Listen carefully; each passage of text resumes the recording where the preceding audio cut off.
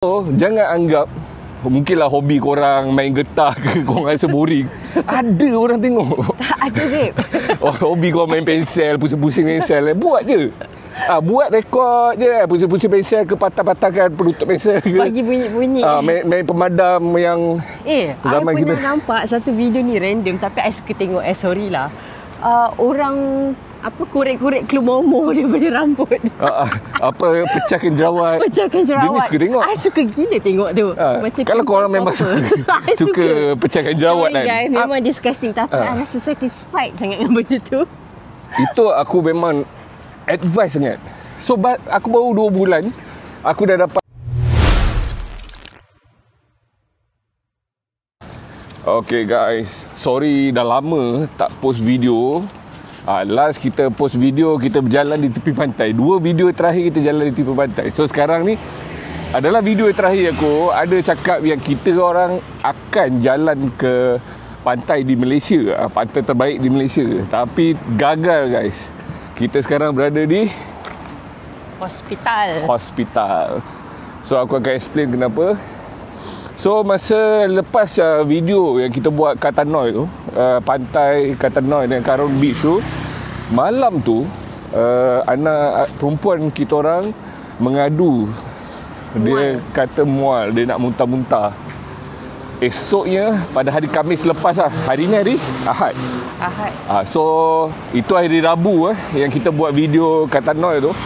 Malam tu dia kata dia muntah. Hari Khamis tu memang kita orang dijadualkan balik pukul 10.30 flight kita orang.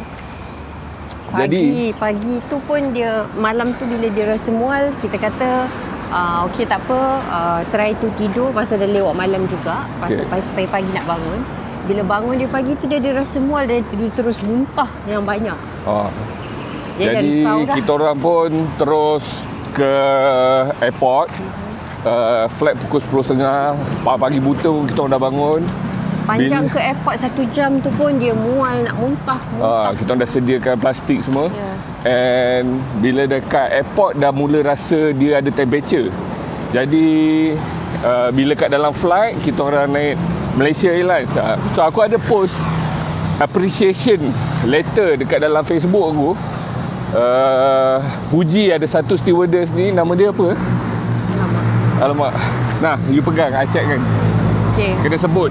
So kenapa kita orang appreciate sangat dengan stewardess ni? Because dia pergi ke extra mile lah. Bila kita kata extra mile, maksudnya dia nampak I tengah pegang anak I yang tengah demam panas.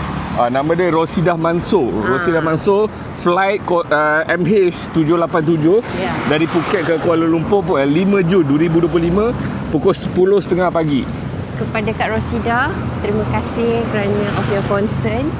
Dia keep on datang dekat I banyak kali, tengok keadaan anak kami.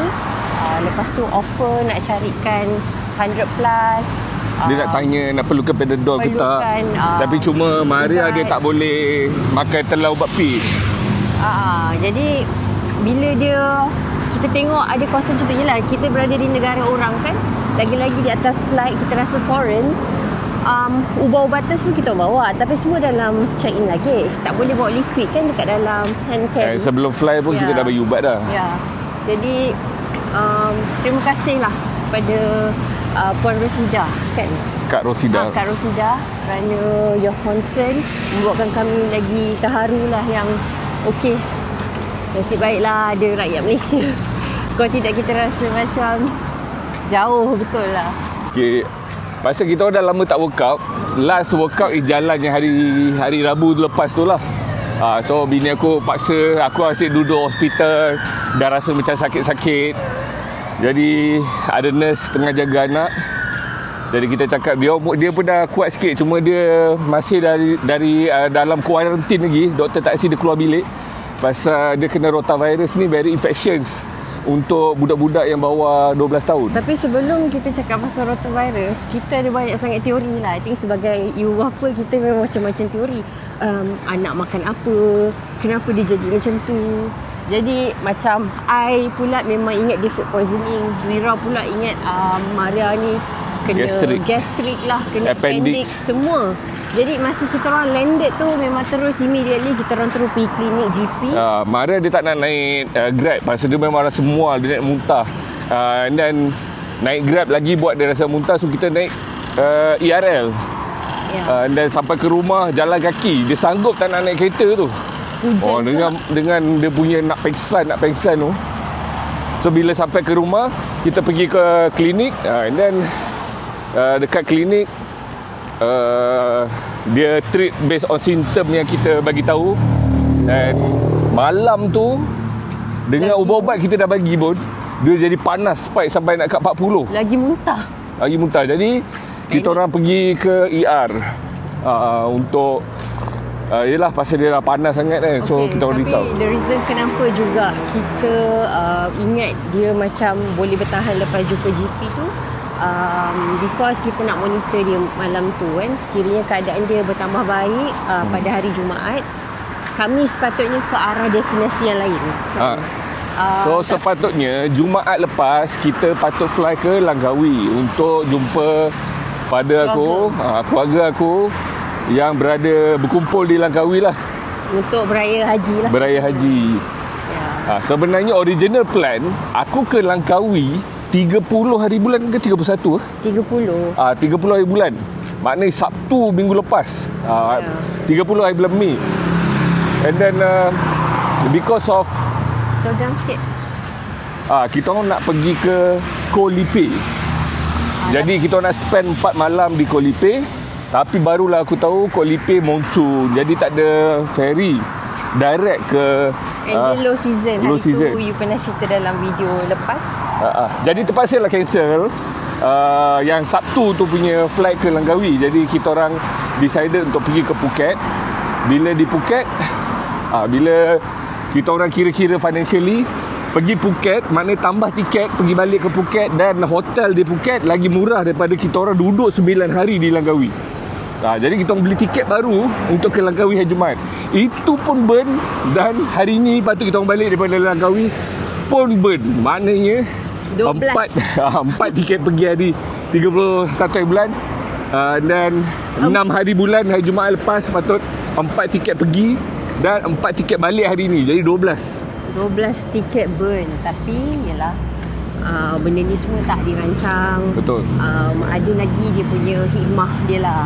I mean, yang our priority definitely keluarga. Anak memang nombor 1 lah.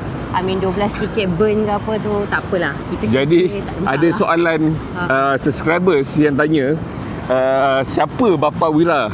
Pasal dekat dalam video yang sebelum ni aku ada lajukan bila Zeti ada explain pasal siapa bapa aku.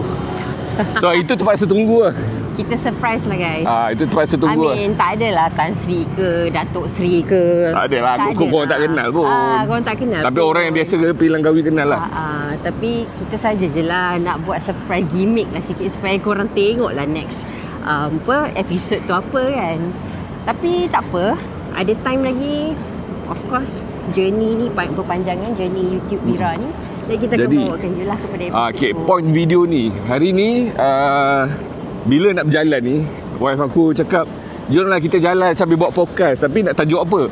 Tajuk paling penting, ada few orang tanya aku, bukanlah subscribers aku, kawan-kawan aku yang sekarang tengok aku buat YouTube channel ni. Dia tanya aku, Wira, berapa banyak kau dapat daripada YouTube ni? Kau dah resign ke? Wah, siap ada yang dah tanya. Ada kan soalan macam, Wira, kau kerja mana sekarang ni? Lepas tu I pun ada cakap, maybe pasal selalu sangat nampak Wira post, keep on posting kan. Jadi maybe dia nampak, Wira ni banyak masa. Dah berhenti kerja. Dah berhenti kerja. Kau kaya buat YouTube. Memang kaya. Tapi sebenarnya guys, masa tu bukanlah kita kata ada masa, tapi kita cari masa tu. Betul. Because dalam hidup Wira, memang kita orang ni for information, kita orang tak ada helper. Jadi daripada dia mohon kata daripada zero sampailah ke sekarang, memang anak-anak, pengurusan anak-anak semua kita orang yang uruskan, daripada A sampai Z. Jadi nak cari masa tu lah, alright, susah sikit lah, tapi kita cuba. Okay. So perjalanan YouTube aku, kalau bila aku check balik, aku dah buka channel YouTube aku 8 tahun lepas sebenarnya. Masa anak aku kecil, aku banyak post video Maria ni, masa dia kecil, aku jaga dia. Ada video yang aku jaga dia, kita orang berdua lah, ya, jadi single dad. Because masa tu wifi aku outstation. So video tu aku dah set private, so orang tak boleh tengok. So orang boleh nampak video aku yang start daripada setahun lepas. Setahun lepas bila aku beli GoPro, bukan GoPro, Insta360 Go 3 ni, memang aku bercadang untuk buat YouTube channel, tapi aku tak terfikir untuk monetize. Aku tak terfikir nak buat YouTube channel ni sebagai duit, untuk buat source of income. Sini lah pusing, tak ada view apa ya. Nak tengok, tunjuk. Okay. So sampailah aku accident 3 bulan lepas, bulan Februari, 4 bulan lepas. Bulan Februari. Yang aku accident dekat Pai Chiang Mai tu. And then aku memang guna YouTube ni untuk rekodkan memori aku riding. So dekat Instagram, dekat TikTok, dekat Facebook tak boleh nak post panjang-panjang. Jadi aku gunakan YouTube sebagai tempat aku nak post memories aku. Tapi bila aku dah jatuh, kalau kau perasan video-video aku yang sebelum aku jatuh, banyak video yang lagu-lagu yang tak boleh dimonetize pasal copyright. Pasal aku tak kisah pun. So yang aku buat solo ride ke Krabi, aku buat solo ride ke Thousand Corner, aku buat solo ride sebelum-sebelum tu lah, yang pergi Cameron Highland, pergi Danok. Ada yang konon. Tu dia Thousand Corner. Jadi aku tak kisah pun monetize ke tak, pasal aku tak tahu apa pun. Aku tahu aku buat video, aku post. Buat video, post. Aku tak fikir pasal monetize. Tapi bila aku dah jatuh, aku duduk kat hospital ni lah 11 hari. Bob YP datang, and then dia cakap aku, Wira, kau patut buat YouTube ni serius sikit lah. Apa yang kau perlu buat, berapa banyak follower yang kau kena ada, and berapa minimum watch hour. So dia explain kat aku. Kat situ aku start learn, and aku dapat belajar yang untuk nak dapat monetize ni, ada batu lah. Untuk nak dapat monetize ni, kau kena jadi YouTube partner program. Maknanya kau jadi partner YouTube. In order to do that, kau kena ada 1,000 minimum subscribers dengan 4,000 hours of view in 12 months. Maknanya dia kalau kau tak dapat in 12 months, dia akan reset tu. Tapi Or 1 million short view in 90 days. Tu syarat dia. Tapi tak kisahlah, itu video-video lama pun boleh ke Boleh. single video 1 million? Tak. Dia 1 million watch untuk setiap video yang kita nak post? Dia kena total. You kena dapat reach. Okay, so semasa Wira dalam journey nak membuat video ni, kita orang ni memang zero knowledge. Tak tahu langsung apa ni YouTube. Aku pun buta IT. TikTok, kita tak pernah buka account TikTok for you guys. Kalau you nak tahu information, kita orang tak pernah ada account TikTok. Kita orang hanya di Instagram dan juga Facebook saja. Memang millennial lah. Jadi I dengan Wira macam cuba-cubalah buka account untuk kucing lah, buka account sendiri. Macam mana ni nak kena ada affiliate ni, nak kena ada berapa ribu subscriber, tak faham. Tapi Wira memang dia belajar. Pasal masa itulah, masa aku sakit tu, masa duduk kat hospital tu, aku belajar. Dan aku fikir, aku bukannya nak buat YouTube ni untuk source of income, tapi at least cover aku punya expenses of aku punya hobi, which is riding. Pasal 3-4 tahun sebelum ni memang banyak spend untuk motor, korang pun tahulah. Jadi instead of aku just spend, why not there's a source of income. Aku buat apa aku suka, aku rakam, aku post, and aku dapat sikit untuk cover, if not all, part of it. Tapi cuma macam nak rasa sedap hati lah kan. Sedap hati lah. I think because Wira always bila every time dia nak pergi travel ke Thailand ke, dia akan cakap banyak betul duit spend. Betul. Untuk rasa bersalah lah. Every time dia akan cakap bersalah dengan family, menggunakan duit duit keluarga. Because kita orang ni, for your information, kita orang ni tak ada kira duit siapa, duit Wira, duit I tak. Kita orang combine. Tak kisahlah. Daripada kita orang muda lagi, daripada kita ada pool account yang kita sama-sama try to contribute all of our income. Sebelum kita kahwin lagi kan, sebelum kahwin ni, memang kita dah plan dah benda ni. It's like orang kata right to die. Macam tu Betul ke ayat tu? Macam duit lah, whatever kita akan buat sesama lah. So every time bila Wira keluar ke Thailand, dia akan cakap yang I banyak lah expenses I guna untuk ni. Tapi I tahu itu minat dia. So I tak pernah push dia pun. Oh, you bayar balik apa yang you spend, tak pernah push pun. Tapi itulah, dia sendiri punya inisiatif bersalah. Dan dia pun baru dapat tahu yang YouTube boleh buat some duit. At least benda tu boleh lah cover. Pasal selama ni memang kalau aku pergi ride, aku akan ambil footage, post kat Instagram. Tapi post kat Instagram dapat apa? Dapat like. Dekat Facebook dapat apa? Dapat like. Jadi dalam YouTube ni, YouTube dia boleh dapat income adalah korang boleh tengok daripada YouTube orang lain yang explain details. Ada 5 cara untuk buat income dalam YouTube. Tapi aku explain korang one, which is the iklan. So berapa banyak view yang kau dapat dekat YouTube tu, sebenarnya kau boleh dapat generate income. YouTube bayar kau bulan-bulan. Jadi aku nak kongsi kat korang berapa aku dapat. Pasal ramai orang tanya aku, Wira, banyak yang kau dapat. So aku start setahun lepas video aku, which aku tak cuba untuk nak monetize sangat. Aku tak cuba nak monetize langsung. Sampailah aku accident bulan 2 itu.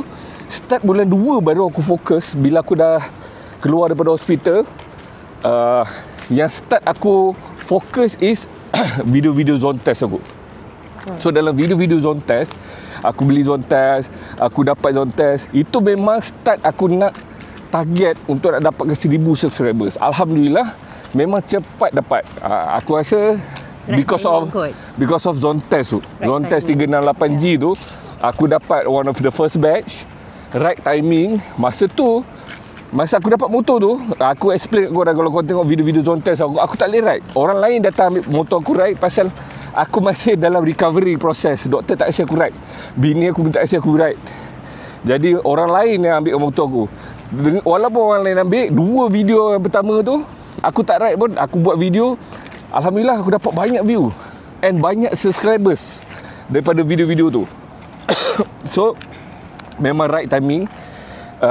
Aku menggunakan zone test 368G ni. Lagi satu I nak tambah lah, right timing is one thing, tapi at the same time waktu tu memang semua kedai-kedai dealer-dealer yang menjual zone test ni memang tengah queue untuk membeli zone test ni. And pada waktu tu I think dah video Wira yang zone test yang dah ke-5 ke-6 orang start keluar motor tu. Jadi dia punya spike tu continuous because ini ada whole batch yang orang tengah waiting list. Dan bila motor tu telah dikeluarkan and video Wira mula naik dia punya viewing. Naik and subscribers dapat banyak. Ya. Jadi macam mana kita orang tahu ni is from YouTube analysis. YouTube apa tu? YouTube Studio. So dia ada analisis part tu lah yang macam interesting, yang kat mana kita boleh manipulate the view, manipulate juga kita punya video tu nak keluar bila. So video yang aku start fokus untuk monetize ialah almost 3 bulan lepas, which is video zone test 368G yang ni.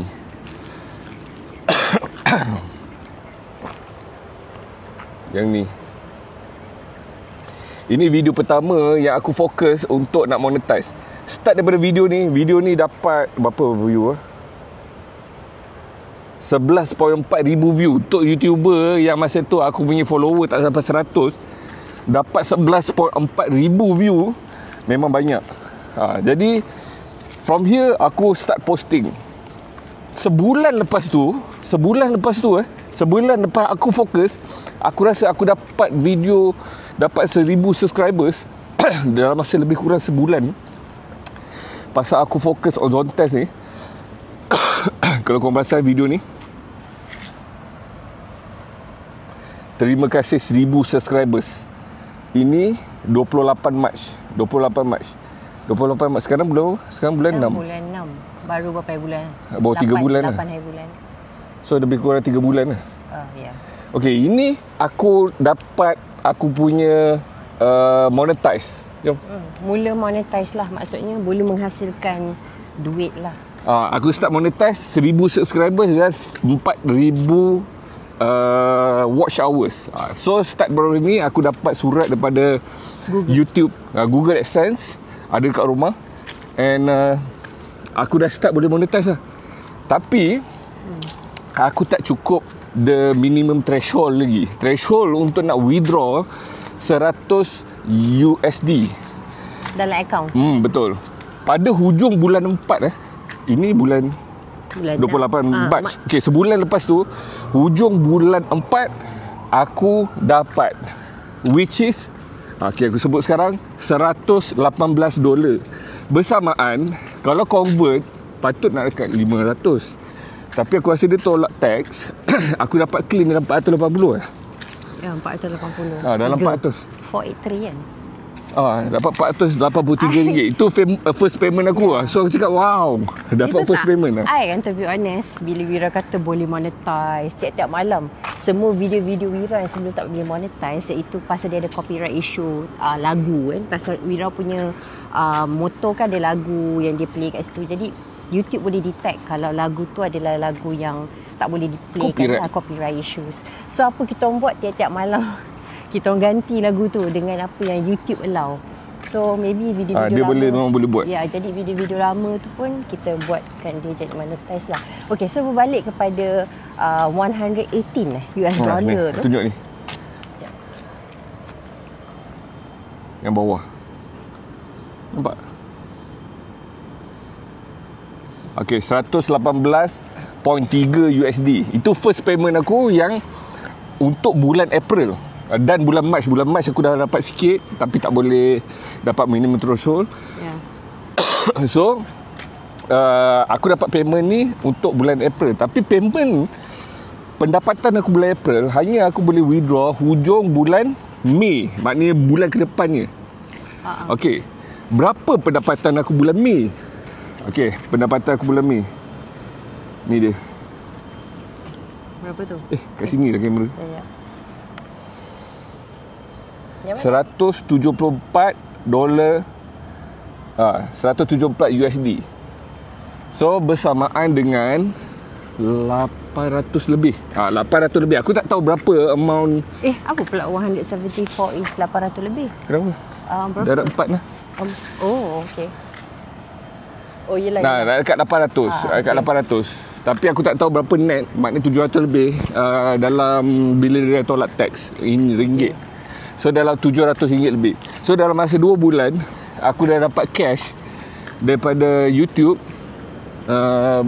sebanyak 1,100 macam tu. 1,100, 1,200. 1,200 lah untuk masa 2 bulan ni. Tapi lompatan tu daripada 400 sekarang jadi 800 je macam double for now. I think maybe because video-video Mira masih lagi. And aku dapat ada subscriber. Terima kasih kepada korang. So sekarang ni dalam masa aku dapat 1,000 subscribers pada bulan Mac, hujung bulan Mac. Sekarang ni awal bulan Jun, subscribers aku dah 3,300. So kalau, terima kasih lagi sekali.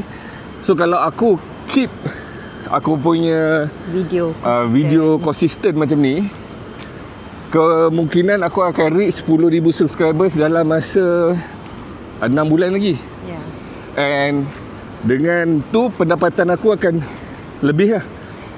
Tapi di sini aku nak share dengan korang, bukan setakat nak menjawab soalan orang yang tanya berapa income YouTube ni. Seperti aku tunjuk tadi, memanglah sikit, tapi semua orang dah boleh start buat. Kenapa aku nak advise kepada korang untuk, kan korang selalu buat aktiviti hobi korang, mesti korang ambil video. Why not push je kat YouTube? Korang tak payah fikir sangat pasal nak monetize, pasal nak buat duit. Fikir pasal korang just post kat YouTube, because ini salah satu tempat untuk korang memori korang juga. Hobi. Tapi one day, maybe bila korang dah reach umur 45, umur 50, mungkin bila nak retire, mungkin ni boleh jadi source of income korang. At least something to do. Bukannya Bukannya jadi source of income, maknanya kau tukar career jadi YouTuber. Mungkin juga. Mungkin juga. Tapi kalau nak suka-suka kan. Suka-suka, korang boleh bila retire nanti umur 50, 55 ataupun 60, korang dah ada satu platform untuk korang share benda yang memang semua orang ada hobi.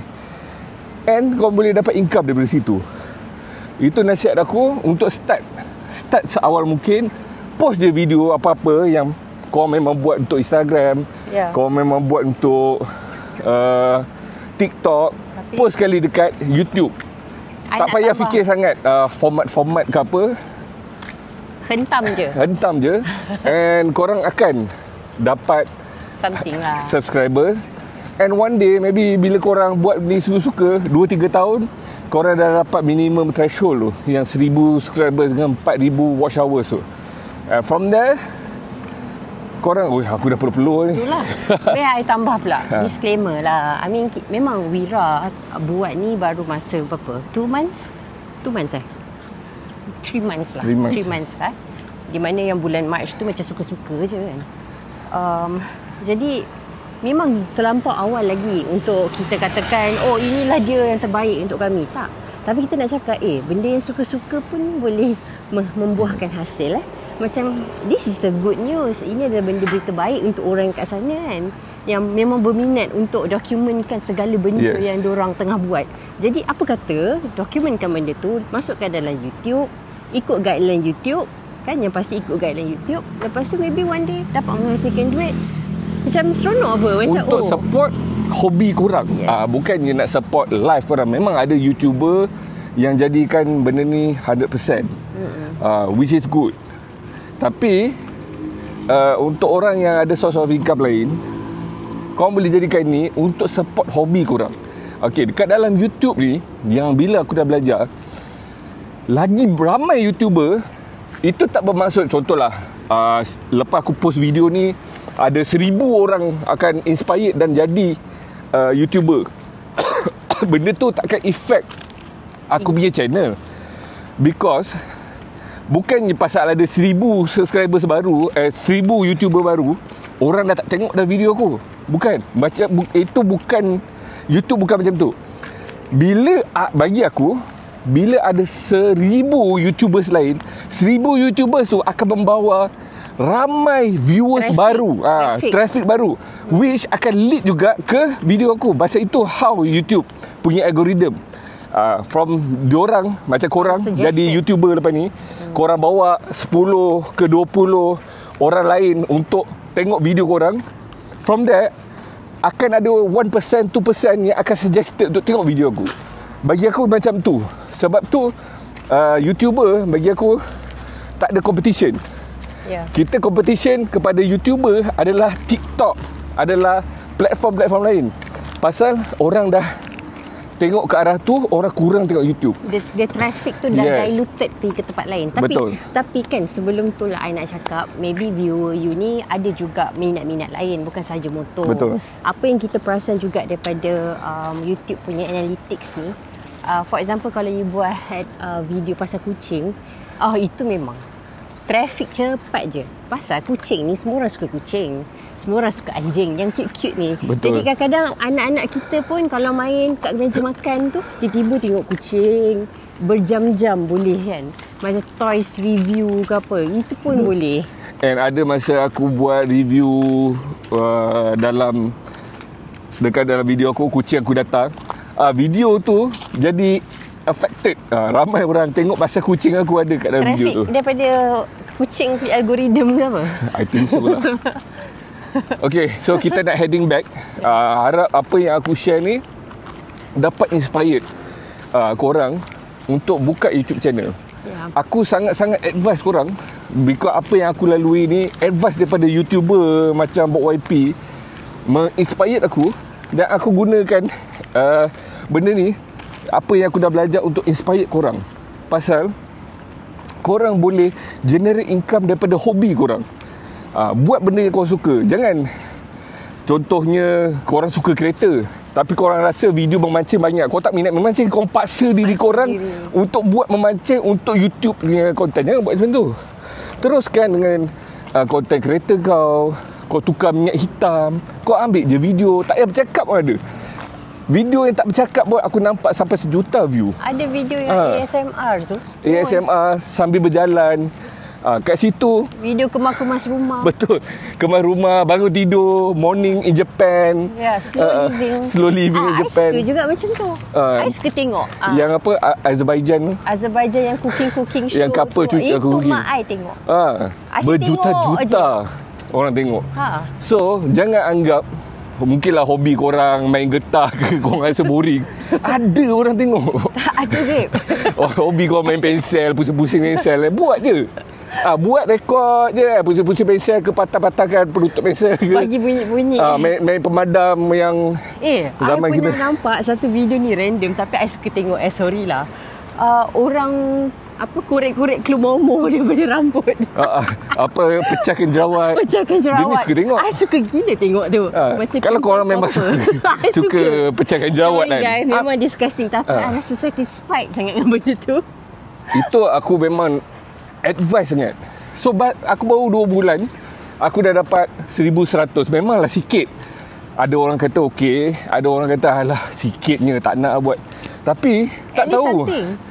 Aku bila konsisten benda ni, mungkin lagi 6 bulan, lagi 2 tahun, lagi 6 tahun, mungkin pendapatan aku boleh support untuk aku punya current source of income. Tapi ataupun untuk retirement aku. Tapi itulah kita nak tanya juga, in order untuk Wira lagi improve quality, ataupun kami berdua untuk improvekan podcast ni, maybe you guys boleh suggest lah share kat bawah type of conversation yang korang nak kami share. Betul. Pasal politik ke, pasal politik, sistem ke, pasal apa-apa lah yang macam best-best. Ataupun you guys memang isu-isu suka semasa, ataupun you guys memang suka dengan kita orang berbual, isu-isu TikTok, isu-isu apa, wiring, abang wiring CCTV. Yep. So nanti komen lah like. Okay, video ni pun dah 30 minutes. Memang kita orang nak walk 30 minutes. Nampak tak? Dengan walking saja, kita orang pun dapat share dengan korang, buat satu konten YouTube. Aku bercakap kat anak aku, kita orang nak walk 30 minutes. Perlu juga, babe. Okay, kita orang nak masuk hospital dah. Alright guys, thank you for watching. Aku harap sangat konten aku dapat membantu korang hari ni and inspire korang. Jangan lupa subscribe, share dan like. And comment. See you guys.